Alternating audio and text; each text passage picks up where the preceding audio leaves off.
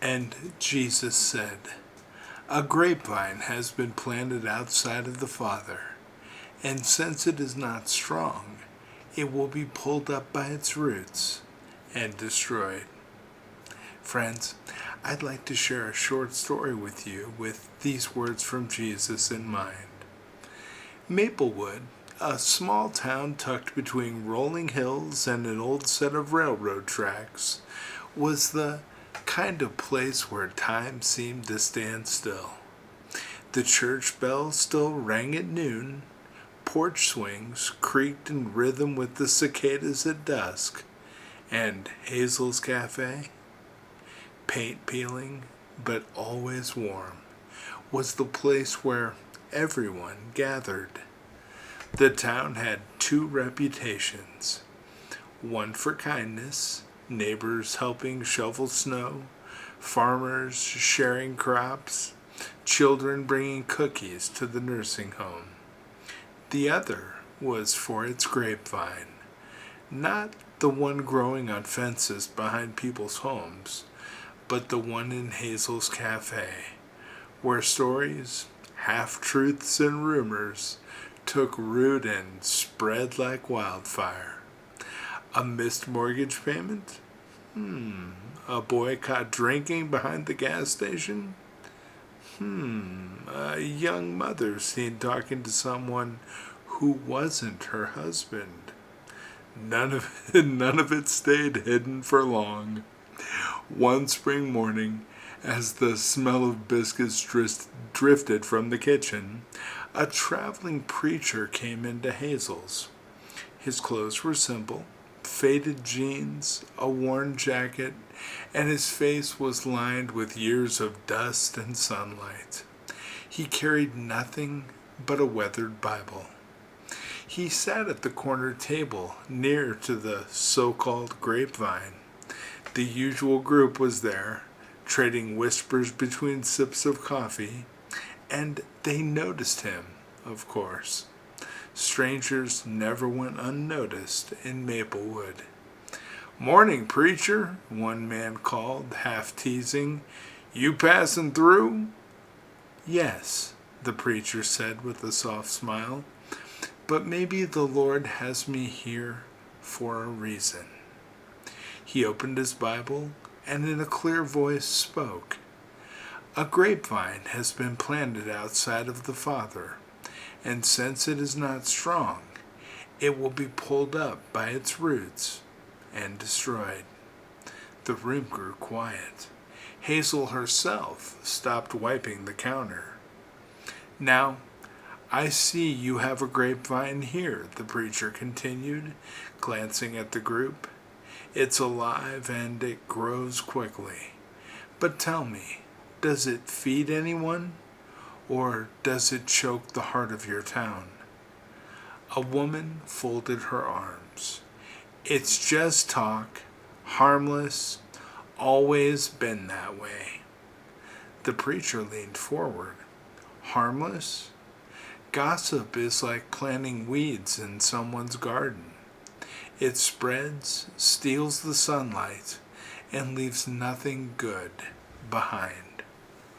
Jesus warned us. Anything planted outside the Father will not last. It will be pulled up, roots and all, but the vine rooted in Him, that vine brings life." The group stared into their coffee cups. He wasn't scolding. His voice was steady, compassionate, almost pleading. "Ask yourselves," he said softly, "which vine are you feeding?" Well, that day lingered in the minds of Maplewood's people. At first, the grapevine table kept its meeting, but the words didn't come as easily. Before long, someone started sharing stories of kindness instead. "Did you hear who fixed Miss Ellen's porch steps for free? That boy down the street, he prayed with his friend instead of fighting him. Hazel delivered pies to the nursing home again. And the tone of Maplewood changed, slowly but surely. People began catching themselves before speaking ill. Some even apologized for old words that had wounded. Now, months later, Hazel herself hung a small sign by the cafe's door, hand-painted with simple words. Root yourself in Jesus, and your vine will never be pulled up. And visitors who stopped in always asked about it, and Hazel would smile and say, "It's a reminder of the day our grapevine changed roots." And so, in that little American town, people learned that gossip and bitterness are vines planted outside the Father, destined to wither. But the vine of Christ, it produces fruit that nourishes and lasts forever.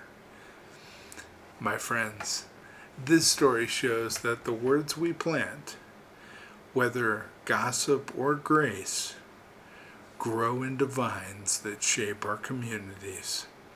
Jesus is the true vine, the only one that, oh no, I made a mistake. I'm going to have to start over. Maybe not, though. Jesus is the true vine, and only what is rooted in him will endure. Gossip withers, kindness flourishes. And when we stay connected to Christ, our lives produce fruit that never dies. I'm going to leave that little mistake in there because it shows you I'm a human and not a generated computer image that some people think I am. They're like, "Doug, you talk so well and so fluently. Are you an AI?" I am not an AI. I'm a real person. If you pinch me, I would say ow. We don't edit any videos on this channel ever.